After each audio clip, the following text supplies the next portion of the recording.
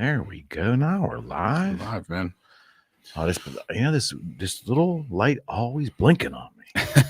Hello, all. We're back. Episode 35, by the way. Technical difficulties today. We always have to do that. what would one of my shows be without technical difficulties? Exactly. All right, partner. Yeah. When you hear the phrase manage expectation, okay, what's the first thing that goes through your brain? The random phrase, manage expectations. Here comes the lawyer speaking. Context, Eric. Well, no. I was going there. But I'm like, I knew you were going to say this. So let me back up and say, so I think of manage expectations in the context of clients, right? That's the first thing that comes to my mind. It's like managing the expectations of my clients, meaning letting them know the potential possibilities of outcome. Okay. And so they have to understand, like, here, giving them reasonable expectations. Because a lot of times when you're dealing with, just like anything in general, right? If a client comes to you and they have the expectation of winning, but what is the probability of winning? That's how I have to look at it, right? Like, what is the probability of winning?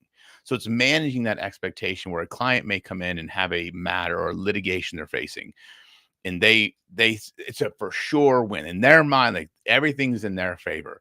It's my job or a firm's job to manage the expectation of, okay, understand, and that's our goal. Here's the probability of that based upon what we know, and just kind of tempering that. It's really, you have to understand the expectations of the other person first before you can manage them. That's the first thing in my mind. So that's kind of what comes to my mind, just thinking about how I deal with clients. Okay, take it out of the workplace. Okay. Think about raising children. Does that phrase have any viable use? 100%. Like, I think teaching kids managing expectations of how the world works. Like, kids have to understand, like, the world is not this easy, everybody's a winner, we all get trophies type place. You have to manage those expectations. And I think as parents, it's our job to manage our kids' expectations, to let them know that life can be hard and they have to face difficulties. They have to face challenges. That's what builds resilience. I think, the helicopter parent, I know we talked about this a little bit last week, but I know that the helicopter parent generation, right? And we're part of that. Mm-hmm. We try to prevent our kids from facing resistance or facing difficulties, but we're doing them a disservice by, preventing them from building true resilience in life. And we have to manage the expectations. We can't send our kids out into the world with the expectation that everything's going to be easy and given to them. Like, the expectation should be, if I want something, I can get it, but I have to work for it. And it's going to be hard. And I have to outwork other people. That's the expectation we have to manage with our kids. That's how I look at it. Yeah. I always told my son, who wanted to be a professional baseball player when he was, very young. And I said, it's great to have a goal, naturally. It's a tough thing. There's a balance. It is. It's, yes, 100%. Whether it's managing employees, managing children, managing friends' expectations, whatever it is, there's always needs to be appropriate balance. And, you don't want to squash the kid's desire. Yeah. At the same time, you want to make sure that, you manage their potential and their more practical expectations of what probably will happen. Yeah, and that's a good example to use right in sports, because, like, look, I'm 5'8", 5'9" on a good day. I was never going to be in the NBA, right? Like, that's just not. Spud Webb, right? Right, there will be one guy. But I'm just saying, like, if I had this expectation of being in the NBA, my parents would have had to have managed that for me. Like, great goal, awesome. Let's be realistic and have a backup plan. I think that's kind of the same thing we do with kids, right? You never want to crush a child's dream, right? You want to prop them up and let them know that they can do whatever they choose to do. But sometimes there are physical limitations, right? Mm-hmm. Like, if my youngest daughter, Melina, said she wanted to break the world powerlifting record, it's like, great, you got to manage expectations. Your frame isn't built for that, right? Like, there's a physical limitation you have. So yes, you may want to do, that's a great goal to pursue, but the expectation you have is unrealistic because you're not physically built to do that. Right. What about the business applications in regards to employees and so forth? That could go a million different ways, right? Well, the reason I bring that up is oftentimes if you discuss the idea of managing expectations, the average person on the street you take 10 people, they may have 10 different interpretations of what they think that actually means. Some people don't like the phrase manage expectations because they, in their mind, you're just killing their drive, killing the want of other people to do successful things. How dare you manage their expectations for what they can achieve? And it's a polarizing phrase. Yeah, and I think it can be used and framed in inaccurate ways, in my opinion. I really think there should be limited use to that phrase, right? Because when I think of, like, when it comes to the workplace, like, managing expectations is like managing the expectations of an employee that, okay, if you are an employee that makes 50,000 a year, we'll say, and you are a cost center to an organization, right? Like, when I was in corporate America, you looked at everything as profits and cost centers. If you are a cost center employee and you're at the $50,000 salary level, if you expect to make 100,000 the next 2 years, like, that's an unrealistic expectation. You have to manage. They have to understand kind of where you fit in the chain of command within the organization, and what the actual role can become, or what the actual salary for that role could pay. So, some kids come out of school and think they should be making 100 grand a year. That's just an unreasonable expectation, right? You don't know your ass from a hole in the ground. Like, you're fresh out of school. Like, you need to prove yourself first. And I think that's managing expectations of employees and people within an organization. Like, that was always a challenge in corporate America, right? Because people just think these corporations have all this big money, they can just pay people whatever they want. It's like, well, no, there's expectations, right? Like, when I left a big firm to go into corporate America, I took a huge salary cut to do that. And I was okay with that. My expectation was, I will prove myself over time. So I didn't expect to come in and make the same I did at a firm, because I went to a smaller company. I was not at a big law firm. I was a young lawyer running a legal department. No idea what the fuck I was doing. So my expectation was not to make a shit ton of money. My expectation on myself was, I need to prove myself over the next 5 years to get to that level. And they had to manage my expectations of, here's the most anybody ever gets in a salary increase year over year. You're not going to get a 50% salary increase. The most you may get is a 10%. That's a big salary increase in corporate America. And that's what people don't understand. Do you think that the company has an obligation to bear to keep their employees informed of that structure, or do you think it's up to the employee to be aware of their surroundings and their architecture around them and understand it? Well, I think it's a combination of both, right? I think there is a certain level of obligation an employer has to the employees to let them know at least a framework. But it's also the employee's job, in my opinion, to be aware of the surroundings and be aware of their value to an organization, and be aware of how an organization runs. Like, because that's where I think a lot of people get caught up in companies where because I hear this all the time with clients. Like, I have clients, that are business owners, right? Common complaint I hear from them is, my employees, they all think I make all this money, and I don't make shit because I'm paying all of them, I'm reinvesting in the business, but they think because we've made X in revenue that all of a sudden I've lined my pockets. And that is the farthest thing from the truth. And that's where I think that's where employees get caught up. And it creates this tension within an organization because they don't really know the full picture. And it was funny because I was talking to CPA, and he was talking about, like, he deals with business owners. And all of his clients, they kind of fall into, like, on their tax return, when they start showing, income of 300,000 to about $1 million.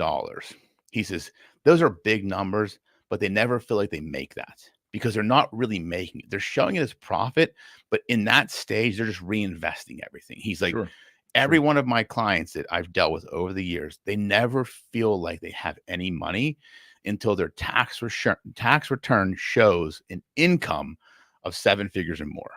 He said, because when you're a business owner and you may show your income was $600,000, you probably put in your pocket less than 100, because that profit you're just reinvesting to grow the business. He's like, employees don't think about that.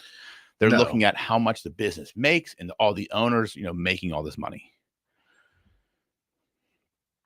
Yes, that's we talked about this many times on this show about the difference between an entrepreneurial mind and an employee mind. And that's probably one of the unfortunate byproducts of that conversation is I hear it from clients all the misunderstanding. time. Yes. Misunderstanding. And it's hard to have that discussion with employees, right? Because how do you have that discussion, right? Because people are gonna be like, that's bullshit. Like it's bullshit. I mean, most employees, like if I'm in that shoes, I'd probably say it's bullshit too. Yeah. You know, and it's a hard so you kind of there are hard conversations to navigate, I think, for some people. Mm-hmm. And I just believe in just being transparent in an organization, letting people know the stuff that's going on, and they don't need to know everything, but they need to know enough to make informed decisions and have reasonable expectations about how their career path will develop. Well, in terms of the innate jealousy of what you just described there, I would imagine it really could be caustic with small organizations when there's like 20 people, 50 people. Yeah. It's probably diluted a little bit when there's a corporation. Not that there isn't discontent and jealousy and all that stuff naturally, but I think it's worse in the bigger organizations, to be honest with you, because because it's silos. Problems? It causes, because people work in silos. Okay. So departments tend to, start, having this discontent within a department. Okay. Then that department stops working with other departments because they're pissed and this department makes more money or this department has a bigger budget. I've seen that happen a lot of times with big organizations. Small organizations, I think it's easier to manage if managed appropriately. Okay. You got to manage the culture. You have to manage the culture of the organization. Do you think part of the increase in the minimum wage in these $15 plus an hour jobs in fast food, do you think a lot of that has been spurred on by just the misunderstanding of how business works? And 100%. Minimum wage is simply that, the minimum wage you're required to pay somebody. It is not, minimum wage was never instituted to be the level of wages to support a family of four. Right. And we keep having this misunderstanding. Why though? I don't, because people just, because again, I think it comes down to people think businesses make money, they should pay us more. But you see what happens when you force these organizations to increase minimum wage. They just either outsource the jobs or turn the jobs, use technology for the jobs. Like go to a fast food restaurant. Like I remember when we drove to the beach 2 summers ago, like stopping in the middle, I was like West Virginia, like at a Taco Bell. And there was like 2 workers there because everything was a kiosk. I'm thinking that's West Virginia, the middle of West Virginia. Think about the big cities, what that's doing. Like that's what's happening. And people, when you press too hard, businesses just innovate. You can't get wealthy by demand. No, prove your value. Like prove your value. You can make as much money. I believe there's plenty of money out there for everybody, right? There's an abundance of wealth in the Especially world. in America. Correct. But you have to prove your value. Your value will not be given to you until you prove it. Like you said, you cannot become wealhy by demand. It's never going to happen. It's one of the most unpopular phrases, but one of the oldest phrases. Yeah. In self-development. Goes back to the 30s. 100%. You can't get wealthy by demand. You can't demand from an employer, from a business owner, from someone, the source of the revenue. Yeah. To give you that revenue. You can't demand it. Right. And I remember when I first joined corporate America, like this was 2004, right? I left a firm, took a pay cut, and I was like, fuck, like, but I did it. And I remember talking to one of the HR people, and this was right after someone had went in and demanded a salary increase. They just demanded, they wanted more money. They'd be like, I've been doing this. They're like, no. If you want to leave, leave. And the person was put to a test. And they called the person's bluff and the person stayed there. And that's when it clicked to me. It's like, yeah, you can't demand more money. You have to earn more money. Good lesson to observe. That was at my age, like that was I think within the first 3 months of me working there. Because I was very close with I got very close to the HR people. And they were telling me what happened. This individual went in and demanded like a 30% increase. It's like, I've been slaving. I've been, busting my ass doing this and selling all this stuff. And it's like that pay range was way out of range for everybody else. They're like, no, if you want to leave, go ahead. Like we understand. We cannot give you that. That's a great lesson to learn when you're young. Yeah. And I'm thankful I did. And like saw it transpire. I'm like, okay, like I've got to prove my worth. Like I can't go in and demand and kick the door because I'm a lawyer and think I should be paid more money. So no, like that's when I said to myself, I will show them what I'm worth. Right. And it really speaks to leading with your feelings as opposed to leading with logic. Yeah. Leading with logic and action, and I think that's a thing that people get caught up with leadership. Like leadership to me is an easy concept to understand. If you truly want to understand it, leadership is be the example. Like that's really what leadership is, right? It's not about managing people. It's not about telling people what to do. It's not about a list of tasks that need to be done. It's leadership is being the example. Like, because no one's going to operate better than the leaders. So if the leaders do not operate a certain way, you can't expect the people below them to operate at a better way, a more ethical way, a more productive way. Like that is it. So I always say, look at, if you go to a corporation and look at the department, look at the leader of the department, that's the most productivity you're going to get from someone. Now the management team of any corporation, it sets the tone. Right. But people again, I think some people get stuck in leadership. They want to know like who am I responsible for? Who reports to me? Like, what do I have to do? Like they think it's a task. Like, that's management. Leadership is different. Like you can be the bottom of the rung and be a leader because you're leading by example. You're being the example for an organization. Absolutely. That's what leadership is. Absolutely. Yeah. And it really, it's so all encompassing. It goes certainly it's your work performance, but it's the way you carry yourself. It's how you communicate with people. It's the aura, the air around you. Yes. You know, it's like that's how you present yourself to the company and the people around you. It's so vitally important. And that's part of it too. It's not always quote unquote, process based or performance process based. No, it's I remember when I was in corporate America, the one HR woman I worked with, and I remember like I looked, and she was roughly my age, maybe a year older, but she came in the organization after me. But like I looked at her, I'm like, she knows how to lead, because she was going through a terrible divorce.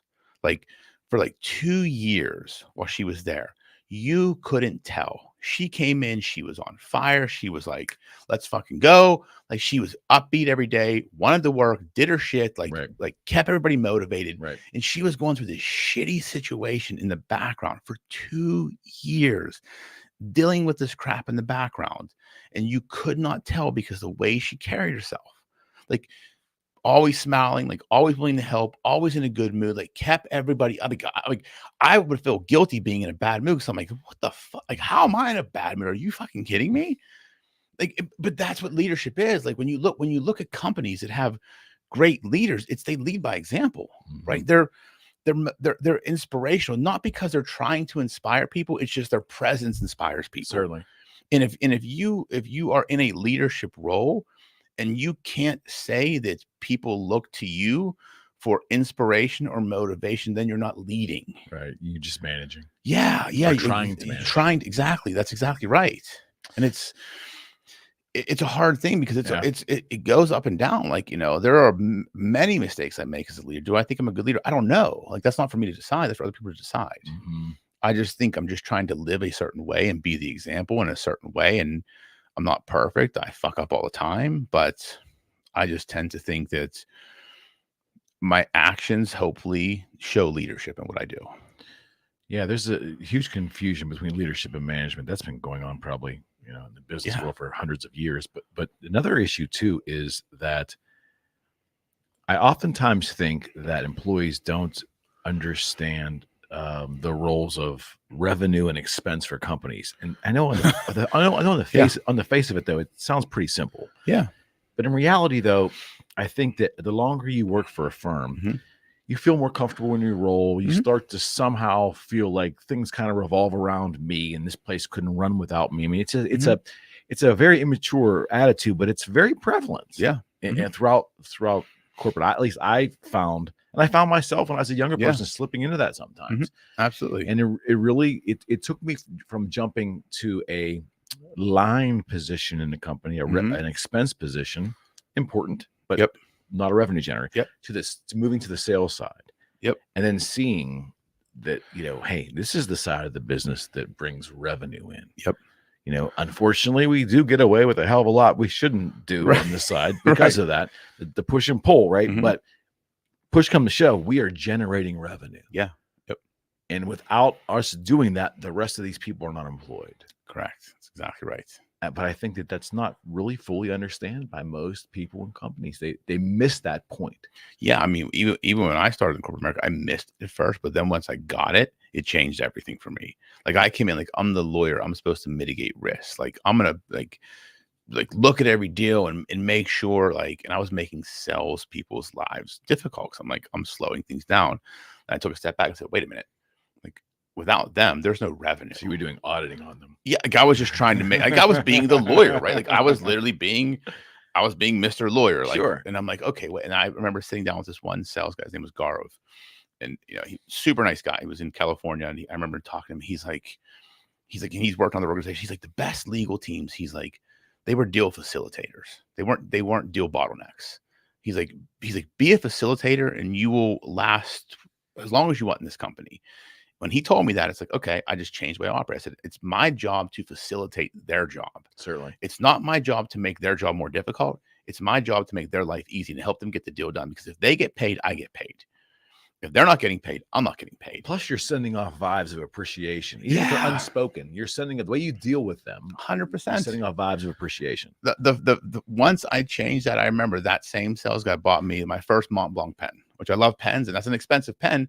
I got a deal done for him. I pushed it through. I made good adjustments. We closed it quick, and he was so happy. He bought me literally a $700 pen, like as an appreciation, like as a young lawyer, like that. And that to me is when it clicked. It's like, revenue's everything. And I was in a cost center role as an in-house counsel. I had to be the supporting player in revenue generation. Right. I could not be a bottleneck. I could not fight against it. I could not combat it. I had to facilitate it. And once I did that, and that's why I lasted through 8 different management changes. Because I was a facilitator. I made sure shit got done. It wasn't me like saying, no, you can't do that. It was like, how can we do that? If you want to do that, I will find a way how. Not you can't do that. You have to do it my way.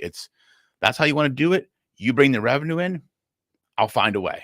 And that reputation of you doing that would precede you, regardless of managers coming and going, 100% changes within the department. It's your reputation of being that type of person, a facilitator. Yep, that's exactly right. That's truly why I believe I just lasted. Like no one ever looked to replace me because every team that came in, I made their life easy. I got shit done. Yeah. Yeah, I got a friend who just ended a 39-year run with the corporation here, and he lasted a lot of as the company would contract over the years. He'd constantly they'd keep him because he became so valuable and so skilled and so appreciated by those around, and an important cog in the machine. It just they would found positions for him, new positions for him to do. And it's really becoming, it's the idea of becoming valuable again at its elemental phase. You're not paid for the hour, you're paid for the value you bring to the hour. Yeah. If you are not in, I look at organizations, if you are not in a revenue generating role in a company, your response should never be, we can't do that.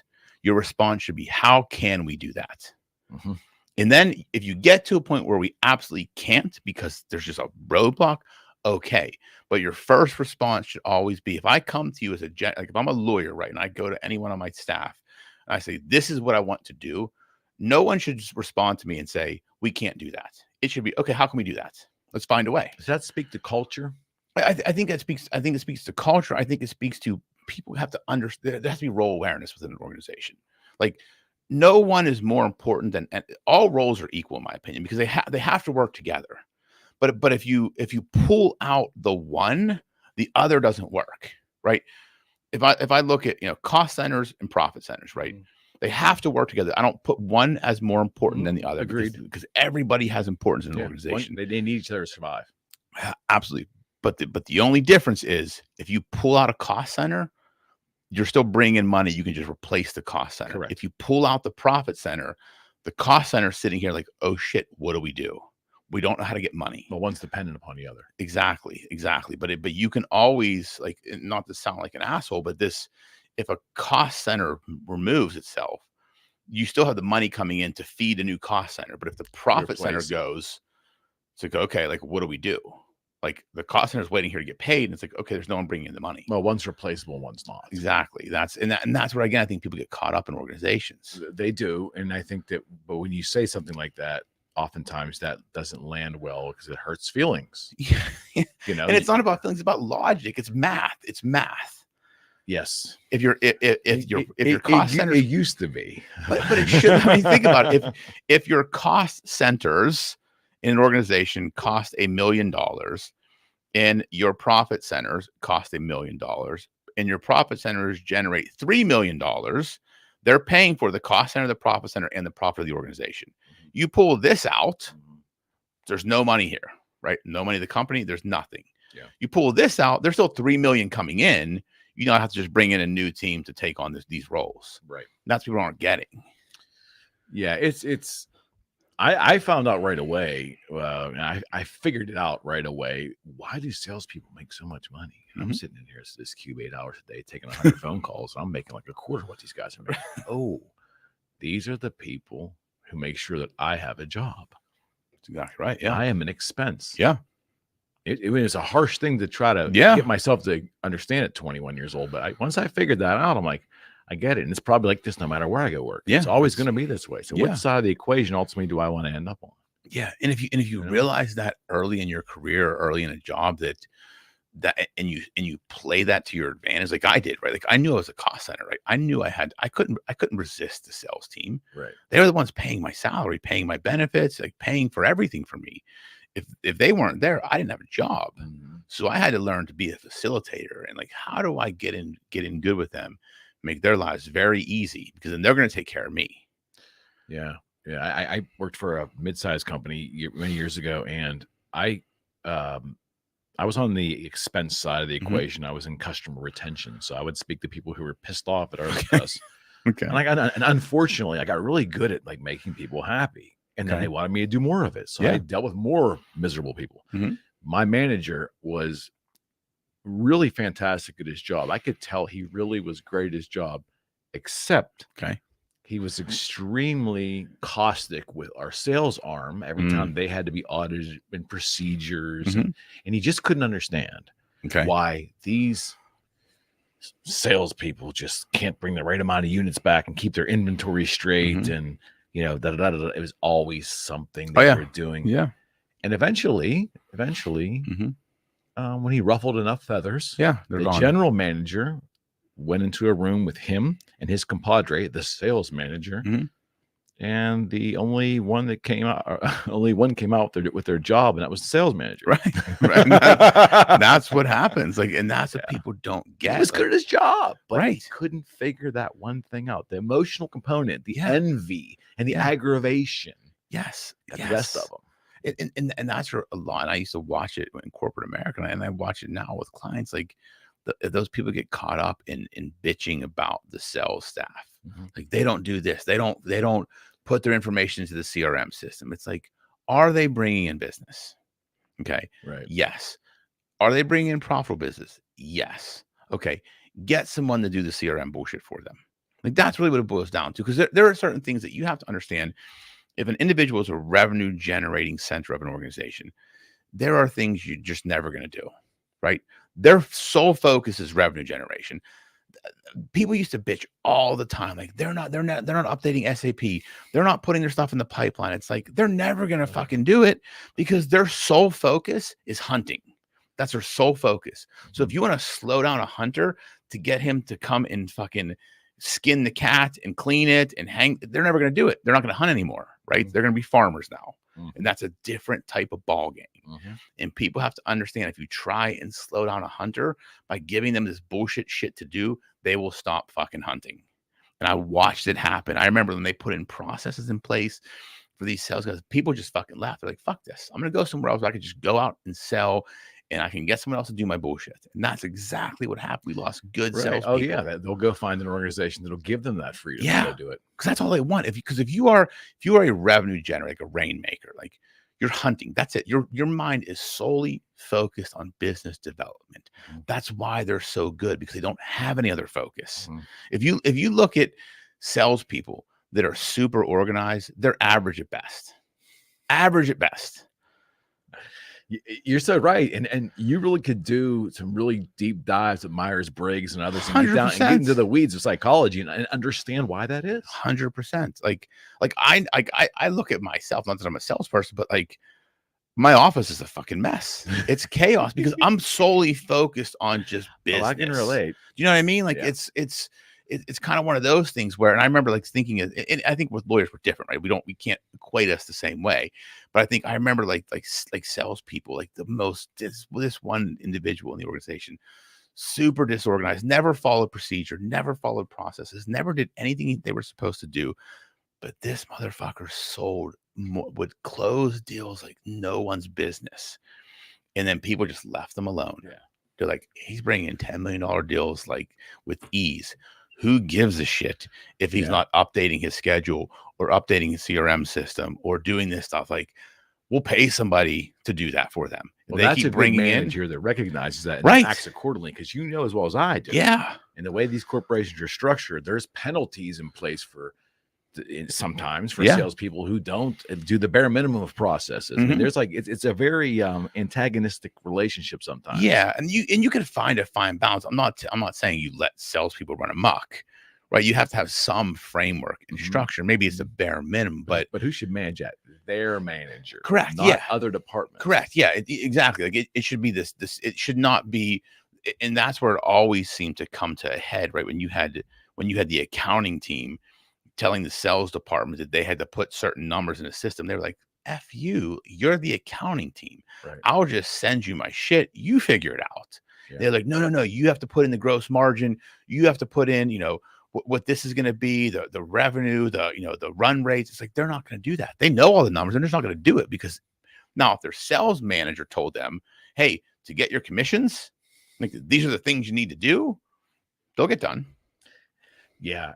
And if we unwind it a little bit, the 100-mile picture of it, it really comes back to just that nasty human envy thing, man. It's like, I think that's part of it, definitely. Yeah, a big part of it. I think that people that don't understand the job, don't understand their day and what they do, and they look at the things that just seem so easy. Well, all they're doing is filling out a form. They can do that in 10 minutes, right?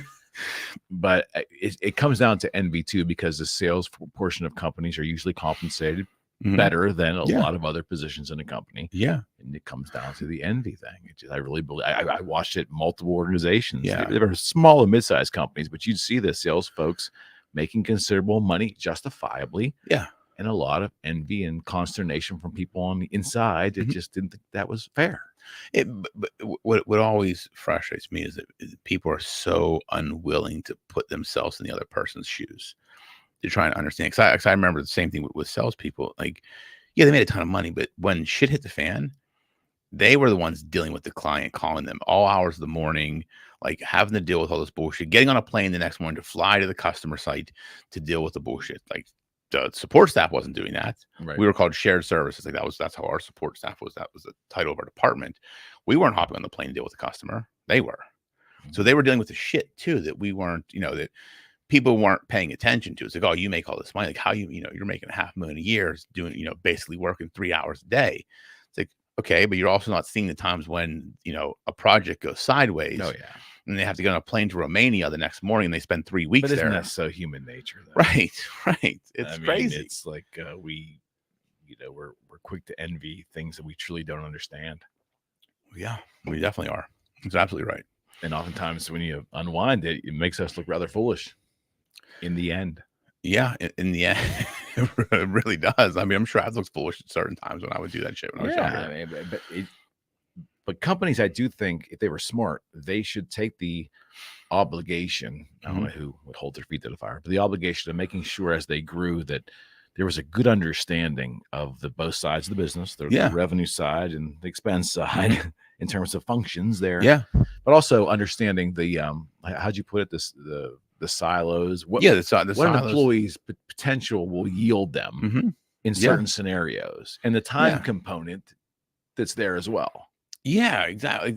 That's the thing too. And I think again, that's kind of setting the expectations, right? Like if you come in and you're at a certain level within an organization, like maybe like in a sales organization, you're on the pre-sale side. Like, okay, you're there to help support sales by kind of getting the presentations together, doing all the pre-sales stuff. You're coming in at X salary, and you're only going to ever make here because it doesn't make sense to pay you anymore. They can just bring in someone else to do the same job. And that's what you understand. You have to get to a point where if people want to make a lot of money within organizations, you have to get to a specialized level of knowledge. Because if you are good at your job, but it's a baseline job, you can make great money and be taken care of by a company, but you're gonna top out at a certain point because you're not gonna pay a staff accountant within an accounting department $200,000. You'll pay the CFO that, but the CFO has experience, time, and specialized knowledge. The staff accountant has general knowledge of accounting and can do the tactical stuff. They don't have the specialized knowledge that gives them the value or the time within the organization or in their career itself. So what I think you're describing to me is that some folks believe that the amount of time they put in somewhere has an intrinsic value to it. Forget the knowledge portion of it, or the work on self-development, or the idea of becoming more valuable when a skill set. But the fact that just me being here these many years, regardless of what I actually do, that has a certain intrinsic value, and thus I demand that I want more money because I deserve it. Sure. I've seen that my whole career as well too. Well, and I think, again, like what I would say to that is if that's an expectation that people have, I would say expect no more than a 1 to 3% cost of living adjustment every year. If you are purely basing your compensation on time within an organization and there's no other variable that changes, meaning you didn't develop any specialized knowledge, take on a wider role, a bigger role, a deeper role, you're just saying, hey, I do this job. I started this date. It's now 5 years later. Okay. 1 to 3% a year, maybe, if they're giving salary increases and the company's profitable enough to do it. Right. You're never gonna get more than that year over year. However, if you add a level of specialized knowledge where now your value is higher and you go and do above and beyond what you're required to, that number shifts to maybe 5 to 10%. Certainly. And it compounds over time. The variable that people don't like to do is doing more than the job requires. That's the biggest thing that trips people up in companies. Yeah, and that is something that you're better served if you learn it young. Yeah, I mean, 100%. Like, I'm thankful for the roles I had when I was young because I did learn. Like, I knew I had to do more than they were paying me to do. Like, I had to work like I was making $200,000 a year when I was making $60,000 a year. Like, and that's how you get to that level. Yeah, you work like you have the position you ultimately want. Exactly. And I remember learning that in my late 20s, and I'm like, and that stuck with me. It's through experience, through reading books. Like, that was something that stuck with me to this day. It does come that value concept, becoming more valuable. Yeah, it's really kind of needs to be at the forefront. Yeah, and I think again, but again, to your point, like you always say, we're so stuck on feelings now. Like, you can have feelings, right? That's fine, but we're not going to compensate you because you feel like you should be compensated more or you feel bad. It's like, prove your value, bring value, be useful. Like, I just read that Arnold Schwarzenegger book, and it's called Be Useful. And that's so true. It's just like, be a useful employee, a useful human being in life, and life will always give you what you deserve. Certainly. Just be useful. Certainly. You reap what you sow. Yeah. The best thing I heard young in my career was the bigger problems you solve, the more money you make. Solve small problems, you'll get paid small amounts of money.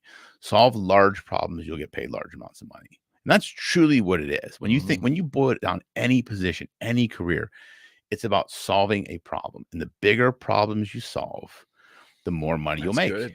It's good. It's so simple. It's so true. Yeah. It's so simple. Yeah.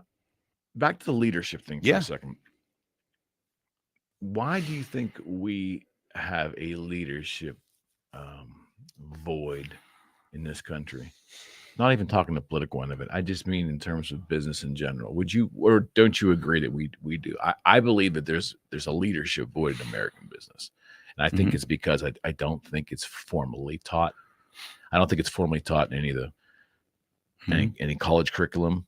You know, it's pretty much an on-the-job, self-taught, self-development skill, and you have to want to do that on your own, right? Yeah, I'm not really inclined to do a lot on our own, right? And I think we've gotten away from traditional values, because to me, leadership's simple. It's kindness, empathy, open communication, authenticity, vulnerability, courage. Like those are the things that it takes to be a leader. We're not talking about those things, right? We're too worried about offending people and worrying about everybody's feelings. Like we're not teaching people the right way to operate as human beings. And that's why I think there's a void in leadership, because there was a generational gap where we got away from those traditional values. It's like, everybody's opinion matters. Whatever you want to be, you can be. It's just the value system has shifted in away from traditional values. And that's where I think traditional leadership has kind of fallen by the wayside. That's how I see it. I mean, I could be completely wrong, but that's how I see it. So what do you think has kind of sprung up in its place, or we really don't know yet? It's still sorting itself out. I think egocentric management as opposed to leadership. Because leadership to me is servant leadership. Like you lead people and you serve people. As a leader, like I serve my people. I work for them, right? It's my job to make sure they are taken care of. Like I am not lining my pockets first. Like everybody gets paid before I would even pay myself a dime. Every bill is taken care of. Every person's paid. Money's put aside before I would pay myself anything. And I pay myself very minimal, right? Okay. It's about serving the people, right? I think today, a lot of leaderships have become egocentric management. It's like, how will you benefit me? I manage you. I'm in charge of you. What do you give to me? What value do you bring to me? Not to the organization, what value I bring to you or the organization. Is what do you, Eric, who reports to me, what do you give to me? Like, what value do you bring to me? It's very egocentric. It's about managing people and trying to find out the value they bring to you, not the value you bring to them. Okay. That's how I see it. Your firm does all kinds of business law gymnastics at times, I would imagine, right? Every day is a fucking gymnastics meet, I feel like. Okay. Well, can you talk a little bit about what do you see out there now in terms of employee-employer relationships? Like, what is the vibe over the past 5-7 years? Has it changed? Is the day in, day out workforce have ever evolving in different views now of their employer, their supervisor, their boss, the direction the company is going? And is it vocalized more? I think it's company specific. I don't think there's a standard across the board, right? Okay. I think what I've seen, I'm just thinking of just, clients and companies I deal with or have dealt with over the past 5 years. I tend to think if they have shitty leadership, the company's fractured, right? People complain about it. People are miserable. They've taken advantage of the work from home. They just, they don't want to go back to the office, right? Okay. Companies that have great leadership, people want to be there. They want to be surrounded by those people. They want to work in an environment with that person. Like it's just a different vibe. And it truly is company dependent and individual leadership dependent.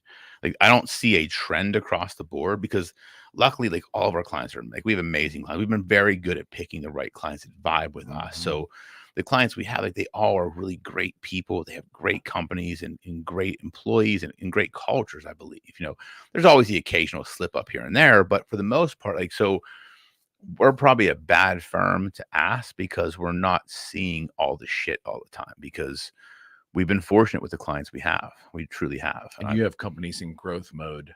In growth mode. I mean, we have large, Fortune 500s, we have startups, we have everything in between. So we've seen it all. And we've just been fortunate enough to have really good clients that I think, because again, I think when you operate a certain way, you attract the type of people that you are.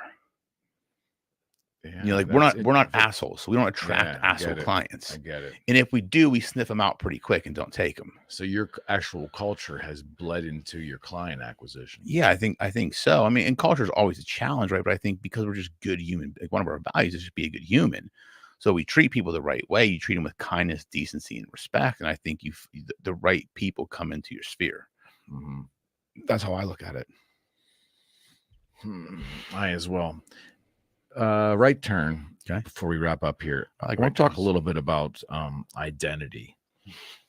And I don't want to go down the whole woke versus non-woke. That's not what I really mean. What I have noticed has been over the past 5 or 6 years of just running this show and really paying attention to social media. It seems to me, because it's a big topic on our podcast, maybe not on this our weekly shows here, but we've gone down a deep dive of many rabbit holes. Yes, and with AI coming, it's just going to be crazy. But what I have noticed though is that there seems to be folks that like to, or they enjoy the opportunity to self-describe themselves or put labels on themselves. Okay. Sometimes if you know the person, you read the label and you're like, oh, that's definitely them. And other times you read that and you read it 5 times and like, whoa, really? Really? Okay. And I don't know if you've noticed, maybe you haven't noticed, but there seems to be a lot of that out there where we have really gotten into this projecting an identity, a label. We are this, we are that, we are this, we are that. Not that some of that might be true. Yeah. But I'm sure all of it isn't. My question to you is, do you think that is a internet-based phenomenon, or do you think that maybe just part of the human ego? It was just expressed differently before the web was here. I think the latter. I think it's part of the ego.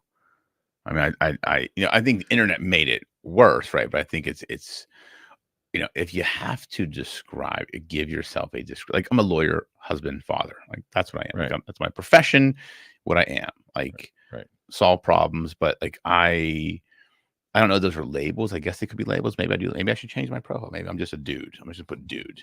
Like, just a movie. With the movie, by the right? way. No labels. I should probably take that male model off my Instagram profile. We'll take that off too. Like, not that male model. Right. Farthest thing from.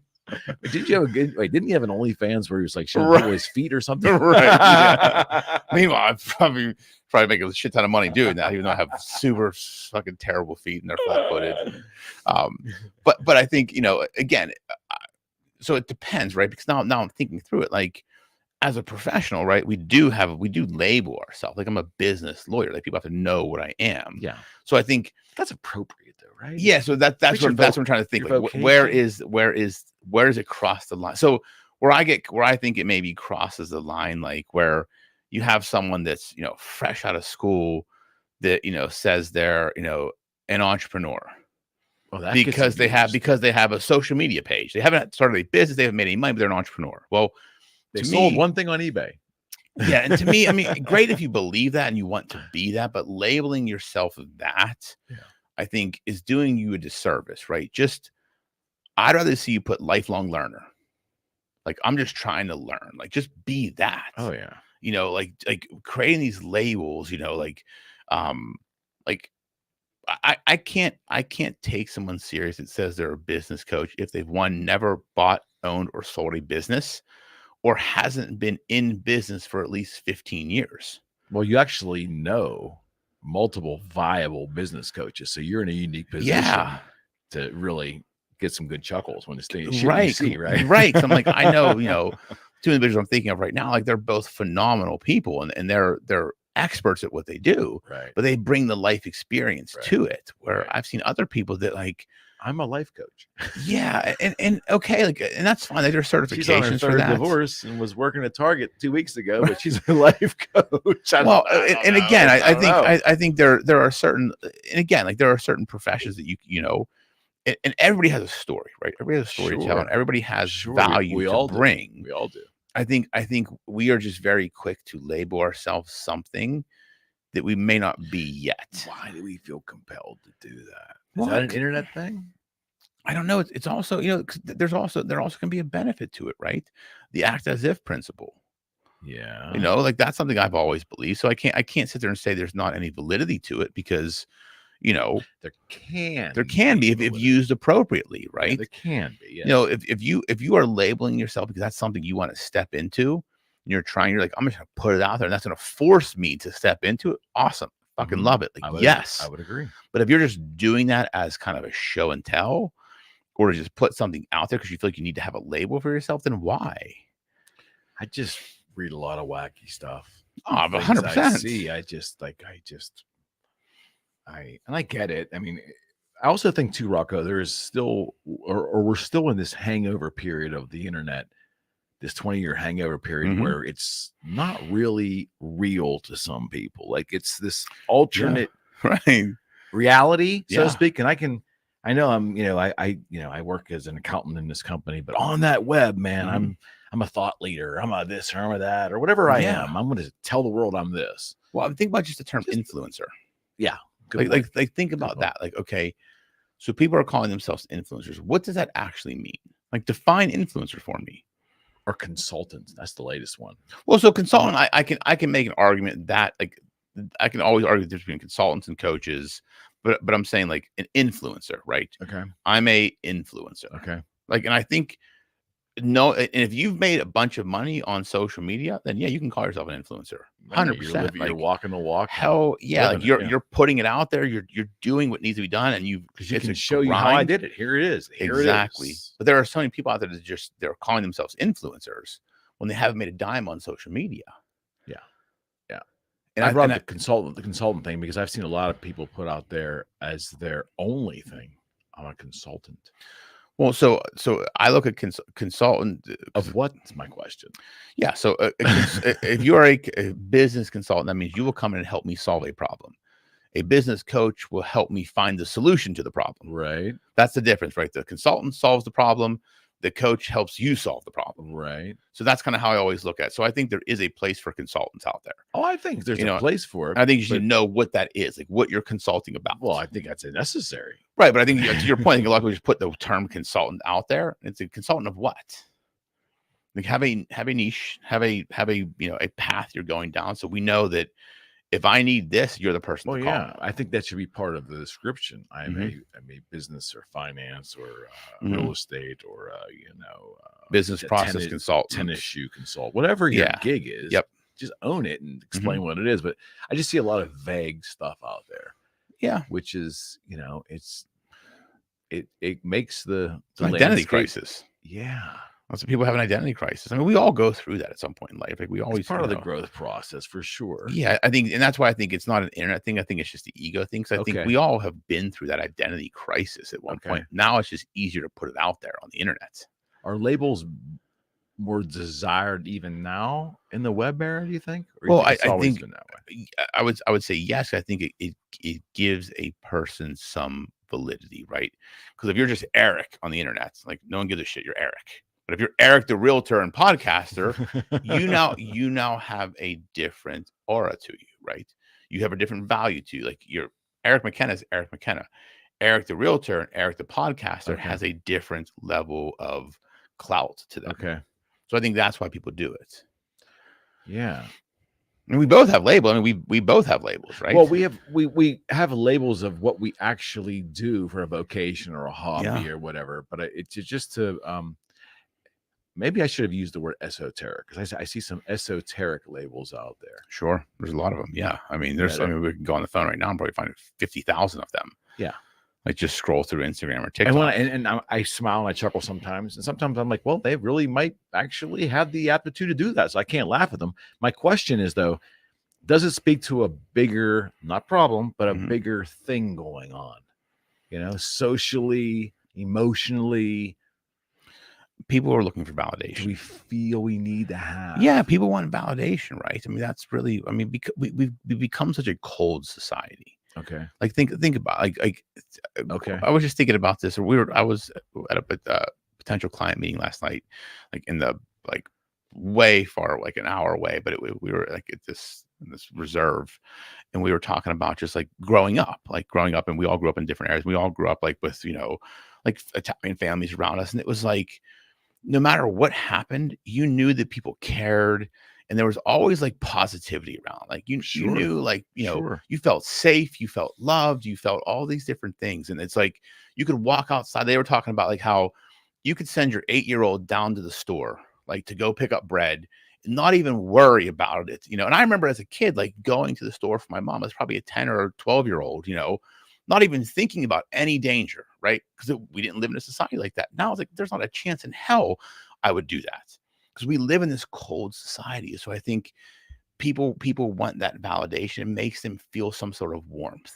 Oh, okay. I think people are searching for that. They're searching to feel good. That's good. Yeah, I think there's a lot to that. Yeah, and it's sad, because there's a better way to do it, right? We should just get back to being good human beings to one another, really caring about your fellow human. You may disagree in the real world. Yeah, and you can disagree. Like, I don't have to agree with you. I don't have to agree with your positions, how you look at the world. But if I care about you as a human being, that's all that should matter. Right. And that's and that act of caring and kindness should be valued in society. Yes, it's so simple. To me, it's so simple. Like, you shouldn't need big, grandiose gestures, right? It should just be knowing that an individual cares for your well-being. That's all it should take. And that should shift a person's perspective and mentality and just the way they feel instantaneously. But people are so inclined to look for the negative. Even if someone is acting that way, they're like, what's the ulterior motive? Yeah. Why are they doing this? What are they trying to get from me? I don't trust them. Suspicion. Yeah, it's like we're so quick to not trust in society. When to me, it's like, okay, like I get that, but I always say I'll trust you till you give me a reason not to. Because if I approach life in a way of like that skepticism, right? I'm gonna be a miserable motherfucker. Like, what you think about that? Like, I fight it daily. Yeah, like you're way more of a skeptic than I am. I try not to be a pure skeptic. I fight it daily, but I want to honestly live my life in unabashed trust and just wait to be, it's absolutely a better way to live. 100%. Like I couldn't imagine like walking around this earth, like always being suspicious of people and their motives. Like my brain would fucking melt.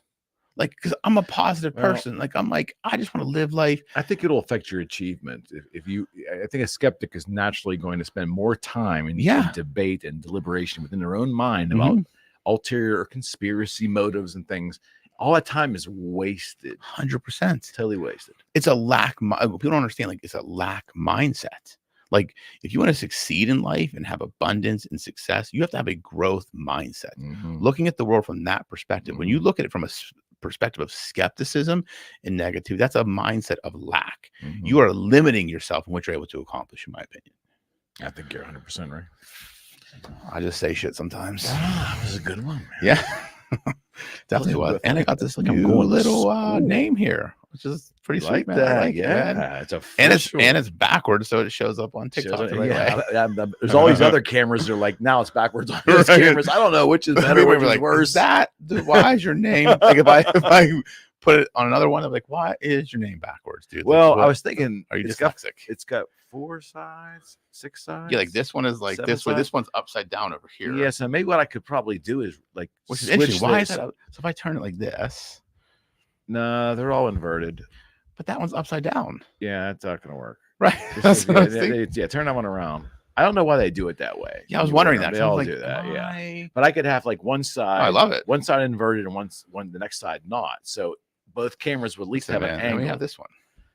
There you go. Like yeah, see, there you go. I love it, man. It's awesome. I appreciate it.